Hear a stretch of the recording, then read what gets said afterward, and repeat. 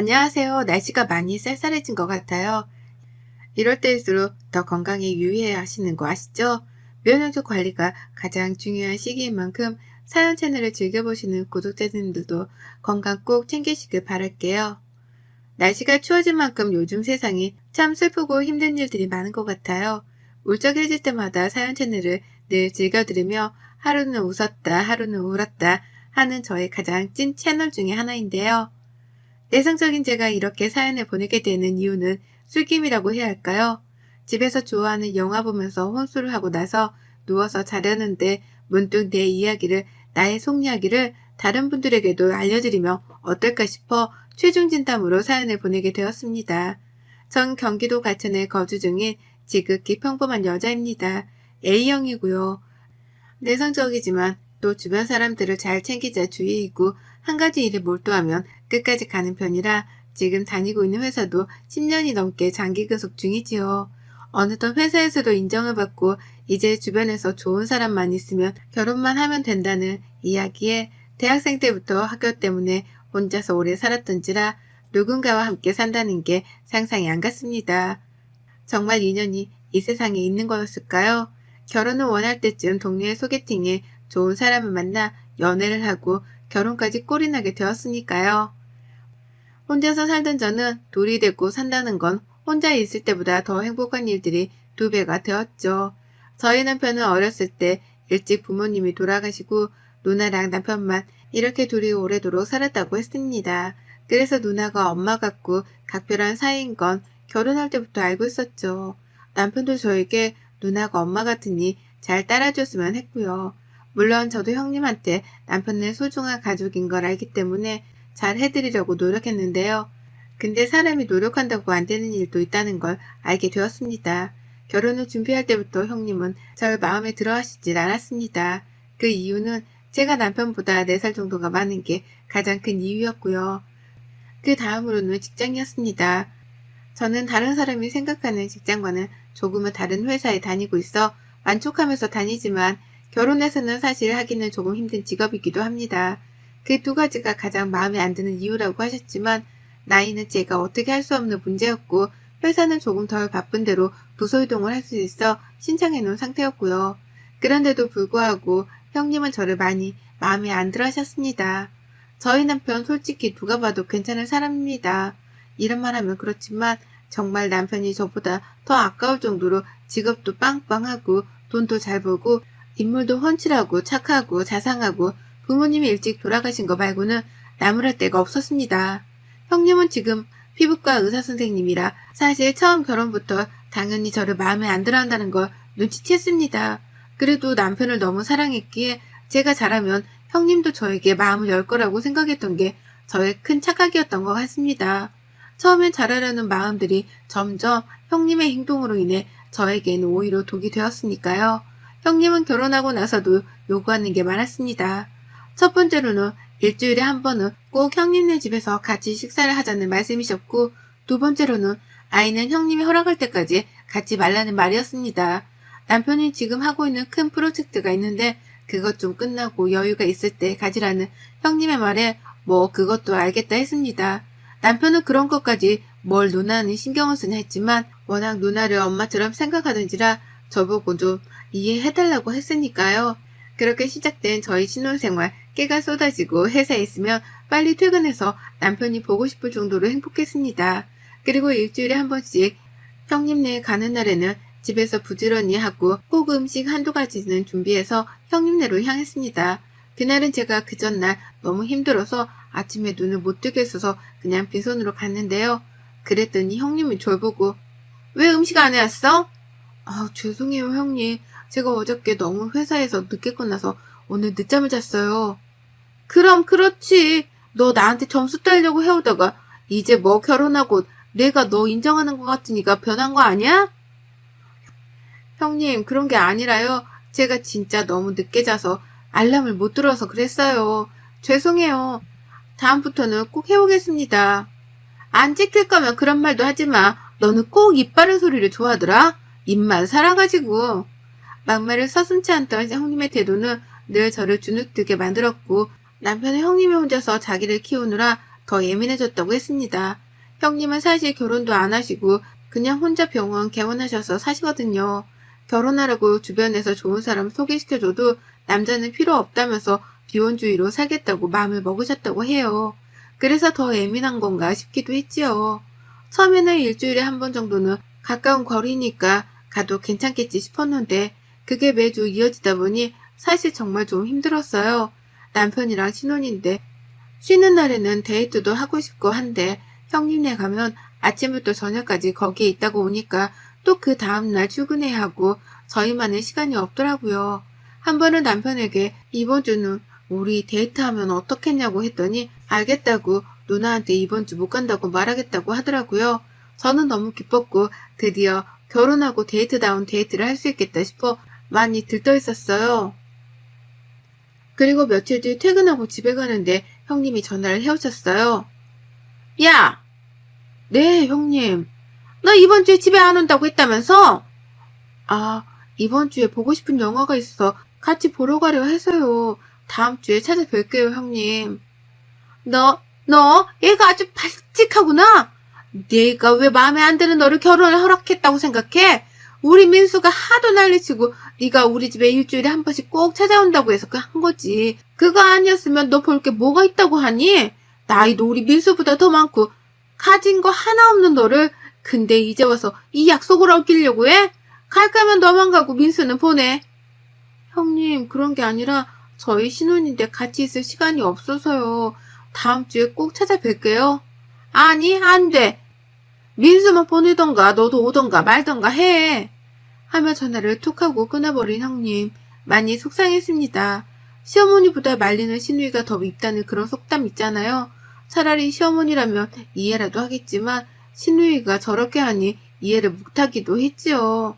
그 뒤로 보고 싶은 영화는 포기하고 형님네로 갔습니다. 가서도 저는 안중에도 없고 동생만 챙기는 형님의 모습에 저럴 거면 왜 나를 오라고 했지? 라는 생각만 들었어요.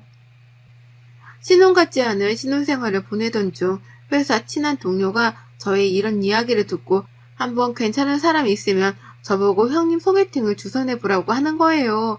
그 정도면 소개팅 할 사람 많다면서요. 남자가 생기면 저희한테 신경을 덜 쓰지 않겠냐며 조언을 해주길래 저도 형님이 예민한 이유는 남자가 없어서 그런 걸까 하며 남편한테 물어봤죠. 남편도 누나한테 남자친구나 남편이 있었으면 한다길래 고민하다가 제 친한 친구의 사촌오빠가 되게 잘나가는 펀드 매니저라 소개팅을 주선했습니다. 제가 소개팅 해보라고 주선할 때는 형님은 콧방귀도 안 끼더니 남편이 한번 나갔다 오라고 하니까 마지못해 알겠다고 했죠. 그렇게 둘의 소개팅 날 제가 친구한테 먼저 형님이 뭘 좋아하고 뭐 관심 있는지 팁을 좀 주었습니다. 그럼 잘 될 수도 있다고 생각했으니까요. 형님의 소개팅을 하고 온 날 친구한테 들어보니 분위기를 나쁘지 않았다고 또 한 번 더 만나기로 했다고 했습니다. 드디어 형님한테도 남자친구나 남편이 생기면 우리에게 신경을 덜 쓰지 않겠나 싶었는데 얼마 가지 못해 잘 안 됐다고 했습니다. 그 이유는 형님이 너무 까다롭게 굴고 예민해서 그 상대방 분이 감당하기가 어렵다고 했나 봐요. 일부러 그런 건지는 모르겠지만 남자 쪽에서 그렇게까지 말하니까 진짜 얼마나 정 떨어지게 했으면 저랬을까 싶기도 하고요. 소개팅까지 종이 나니까 형님과의 시간은 더욱더 많아졌습니다. 일주일에 한 번 만남이 이제는 2번, 3번으로 늘어나고요. 심지어는 평일에도 혼자 계시기 싫다고 저희 집으로 옵니다. 그럼 왔다가 가야 하는데 자고 갑니다. 저랑 남편은 거실에서 자고 형님은 저희 안방에서 자요. 그리고 그 다음날 그럼 쉬라고 일찍 가셔야 하는데 그 다음날 저녁까지 먹고 집으로 남편이 모셔다 드립니다. 저는 왕비님을 보는 줄 알았어요. 이뿐만이 아니라 형님네 병원에서 뭐 이벤트를 하는데 저보고 그거 이벤트 해야 하니 주말에 나와서 그것 좀 도와달라고 하는데 제가 회사에 간다고 해도 그 회사에 월차 내고 무작정 오라고 합니다. 안 가면 난리가 나는 편이고요. 결혼한 남편이랑 했는데 저는 지금 형님이랑 결혼 생활을 하는 느낌이 들 정도로 형님을 더 많이 만나네요. 심지어는 형님네 집에 청소하는 이모님이 오늘 못 오는 날이라고 저보고 청소 좀 해달라고 연락이 오세요. 제가 청소하는 사람도 아니고 못 간다고 하면 전화로 막말을 서슴지 않거든요. 그때마다 저는 잘난 남편이랑 사는데 이 정도는 감수해야지. 연하 남편이랑 사니까 내가 이 정도는 감수해야지. 이런 생각이 강했습니다. 가면 갈수록 형님의 요구는 더 많아져만 갔고 그 요구를 감당하면 할수록 저에게 바라는 건 100이 될 정도로 저를 시켰으니까요. 제가 일이 있어 몸이 아파 못 간다고 하면 그때부터는 저보고 그럴 거면 왜 우리 민수랑 사냐? 집을 나가라. 네가 뭐 볼 게 있다고 붙어 사냐? 그 집 내가 해준 거 너도 알지 않냐? 네가 어디서 그런 큰 집을 살아보겠냐 하며 무시도 서슴지 않으셨어요. 이런 말들을 듣는 저는 몸과 마음이 피폐해져만 갔어요. 그러다 정말 그날은 정말 우연히도 회사에 갔다가 집에 두고 온 서류가 생각나 다시 집으로 갔는데 도어락이 잘 닫히지도 않아 남편 신발도 입고 하길래 들어갔는데 저희 집이 복도로 이렇게 되어 있어서 거실에서는 멀리 복도가 보여요. 근데 말소리가 들려서 가만히 들어보니 형님이 와 있더라고요. 또 왜 오셨지 하고 찬찬히 복도를 걸어가려는데 형님이 남편한테 하는 말이 들렸습니다.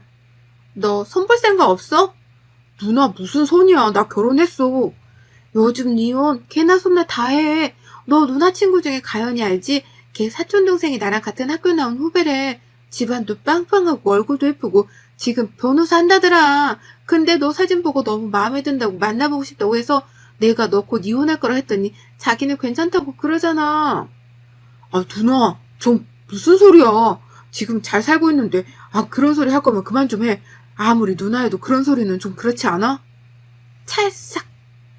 야, 너 내가 너를 어떻게 키웠는데 누나 인생 다 포기하면서 널 키웠어. 그랬는데 어디서 그지 깽깽이 같은 애를 데리고 와서 너 그렇게 애가 포부가 없어? 너 내가 우리 부모님 없어서 맨날 기죽어 살 때 그렇게 안 되려고 이 누나 밤낮을 밥도 잘 안 먹고 공부하고 쉬지도 않고 이랬어.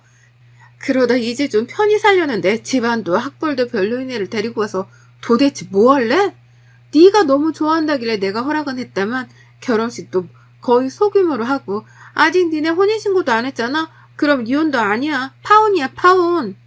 그 말을 들었던 저는 신발을 들고 그대로 살짝 집에서 빠져나왔고 맨발로 무슨 정신으로 회사까지 간 줄 모르겠습니다. 저를 형님이 싫어하는 건 알지만 결혼까지 한 동생에게 손을 보라는도 제 이야기를 하는 거 보니 사랑해도 노력해도 안 되는 게 있구나 그때 깨달았거든요. 그 뒤로 여기서 형님 말대로 혼인신고도 안 했으니 그냥 서로 각자 갈 길 가는 게 좋을까 눈 감고 그냥 지금처럼 살까 여러 가지 생각이 공존했습니다. 그러다 드는 생각 하나 있었습니다. 형님한테 가장 중요한 건 저희 남편인데 저희 남편이 자기한테 등을 돌린다면 자기 전부인 동생이 자기한테 등을 돌린다면 이것보다 더한 일이 있을까 싶더라고요. 그날 저녁 혼자서 형님네 집으로 찾아갔습니다. 형님 저예요. 뭐야 웬일이야? 문 좀 열어주세요. 할 말이 있어서 왔어요. 무슨 일이야 이 시간에? 너는 예의도 없니? 죄송해요 형님. 오늘 사실 낮에 집에 갔다가 형님이 남편한테 하는 말 들었어요. 선보라는 말이요. 너 정말 도둑고양이구나. 들으려고 한 건 아니고 들려서 들었어요. 제가 그렇게 싫으세요? 그래 들었으니까 내가 한마디 할게. 제발 우리 민수한테 들러붙지 말고 좀 떨어져. 너희 혼인신고도 안 했고 그때는 민수가 너 없으면 못 살겠다고 네가 너무 좋다고 하길래 내가 억지로 허락은 했는데 우리 민수 사랑하면 더 좋은 사람 만나서 행복하게 바라야지. 그게 사랑 아니니? 네가 솔직히 우리 민수한테 해줄 게 뭐가 있어. 민수 대기업 다니지만 너도 알잖아. 대기업 다니고 퇴직할 때까지 솔직히 짧아. 지금 100세 시대야 100세 시대. 그럼 남자가 사업도 좀 해보고 뒤에 배경도 좀 근사해야 하는데 내가 아무리 해준다 하더라도 장인 장모가 해주는 거 또 달라. 알아? 형님 죄송해요. 저 민수씨 진짜 많이 사랑해요. 제가 더 잘하면 안 될까요? 정신 좀 차려. 네가 우리 민수한테 해줄 수 있는 게 뭐가 있어? 네가 이렇게 버티고만 있다만 조만간 선보게 내가 만들어서 우리 민수 다시 장가 보낼 거야. 형님 죄송해요. 제가 이렇게 무릎 꿇고 빌게요. 민수씨 제발 저랑 행복하게 아니 우리 셋이 행복하게 살면 안 될까요? 저 형님한테 정말 인정받고 싶고 지금까지 제가 잘하려고 노력했잖아요. 노력으로 세상을 살 수는 없어. 네가 그렇게 못나게 태어난 걸 너희 부모님을 탓해. 네가 얼굴이 뭐 예쁘니? 그렇다고 학벌이 좋니? 그렇다고 회사가 너무 좋니? 뭐 아무것도 없잖아 너. 그냥 몸뚱아리 하나. 형님 죄송해요 하고 있는데 남편이 들어왔어요. 누나 이게 뭐하는 짓이야 진짜? 내 뒤에서 지금 이렇게 한 거야 이 사람한테? 어? 아 민수야 그게 아니라 네가 오해한 거야. 내가 지금 들은 건 뭔데? 나한테 이 사람 그렇게 이 얘기하는 것도 부족해. 이제는 무릎까지 꿇고 나랑 헤어지라고 종용하는 거야? 무슨 누나가 내 엄마야?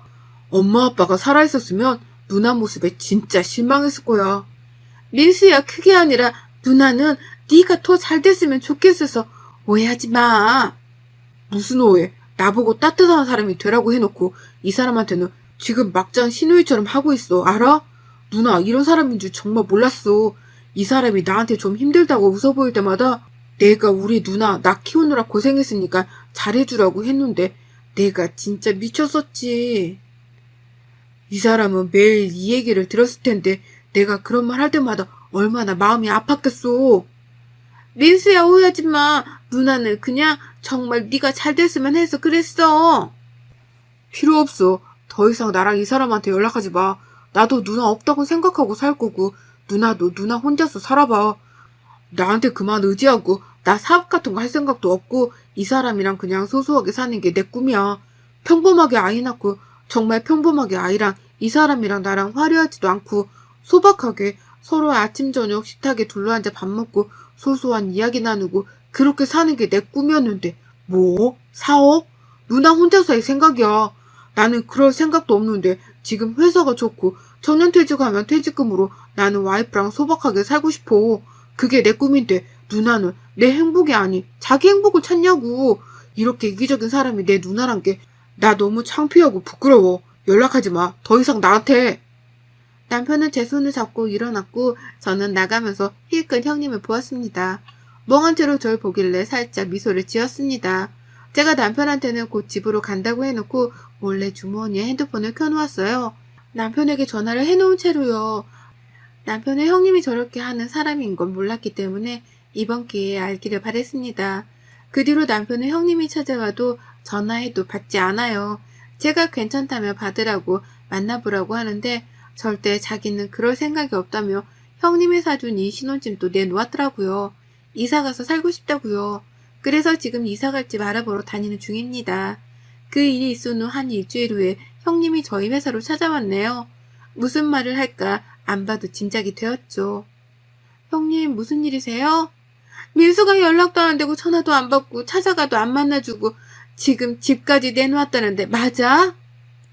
아, 네. 그이가 이사 가자고 지금 집 내놓고 근처로 집 알아보고 있는데 괜찮은 집이 있어서 거기로 하려고 생각 중이에요. 나를 떠나서 이사를 간다는 말이야? 제 생각은 아니고요. 그이가 너무 강력하게 그러니까 형님도 그이 성격 아시잖아요. 한다면 하는 성격인걸요. 제가 말릴 수가 없었어요. 죄송해요. 그럼 나는 어떡하라고 그러는 거야? 죄송해요, 형님. 저 이제 그만 들어가 봐야 할 것 같아요. 그이가 형님 만난 걸 알면 저한테도 형님 연락 받지 말라고 했는데 저는 차마 그럴 수가 없어서 받았어요. 미안해. 내가 미안해 정말. 네가 민수한테 말 좀 잘해주면 안 될까? 나 가족이라고 민수밖에 없어. 민수가 나한테 등 돌리면 어떻게 내가 정말 미안해. 내 말은 듣지도 않으니까 말 좀 해주면 안 될까? 내가 미안해. 정말 미쳤었나 봐. 죄송해요 형님. 제가 아무리 말해도 그이가 듣질 않아요. 아까도 그 집이 마음에 든다고 계약금 넣는다고 해서 그럴 것 같아요. 제발 내가 이렇게 싹싹 빌게. 형님 여기 회사예요. 보는 눈이 많아요. 저 먼저 가볼게요. 하고 전 먼저 올라왔습니다. 그 뒤로도 형님은 계속 그이한테 연락을 하고 저한테도 했지만 그때마다 남편이 못 받게 하고 핸드폰 번호도 다 차단해버려 연락이 안 되었죠. 저희는 집이 매매가 안 돼 전세를 돌려서 주고 이사를 왔습니다. 형님은 가장 사랑하는 동생을 잃고 저는 가장 사랑하는 남편을 얻었습니다. 이렇게까지 남편이 형님에게 강경하게 나갈 줄은 몰랐지만 저도 거기에서는 좀 놀라긴 했지만 솔직히 지금은 너무나 행복합니다. 마음이 100% 편하지는 않지만 남편도 마찬가지겠지만 그래도 저희 둘이 보내는 시간이 이렇게 행복할 수가 있을까 싶었죠. 그럼 형님은 어떻게 되었냐고요? 하도 저를 찾아오셔서 남편을 설득한 끝에 셋이 만났습니다. 형님은 무조건 미안하다고 절대 안 그러겠다고 하고 그이는 당분간은 보고 싶지 않으니 나중에 마음이 괜찮아지면 언제가 되었든 연락할 테니 기다려 달라고 하더라고요. 형님은 앞으로는 우리 집에 오는 것도 안 해도 되고 절대 저한테 그런 행동이나 말도 하지 않을 테니 연락만 제발 해달라고 비시더라고요. 남편은 아직도 그때 그 상처가 아물지 않아 누나를 보는 게 편치 않으니 이해해달라고 해 그렇게 형님을 제가 집에 모셔다 드리고 왔죠. 지금은 혼자서 지내는 것 같더라고요. 저한테는 간간히 연락이 와 그의 소식을 물어보면 대답해 드리곤 하지만 남편은 아직 누나를 만나고 싶지 않다고 하네요. 저도 이렇게까지 할 줄은 몰랐지만 사실 이게 맞다고 생각하기는 해요. 세상에 모두 다 올곧게 살 수는 없겠지만 제가 한 행동은 다시 생각하더라도 또다시 그 선택을 했을 것 같거든요. 형님도 형님 인생을, 저희도 저희 인생을 살게 돼서 저는 너무 행복합니다. 술김에 제 속마음에만 담아두었던 이야기를 이렇게 익명으로 전해봅니다. 여러분들의 마음속에도 하나둘씩 누군가에게 못하는 이야기들이 있으시겠죠? 다 그만한 이유가 있다고 생각이 드네요. 여러분의 생각은 댓글로 남겨주세요.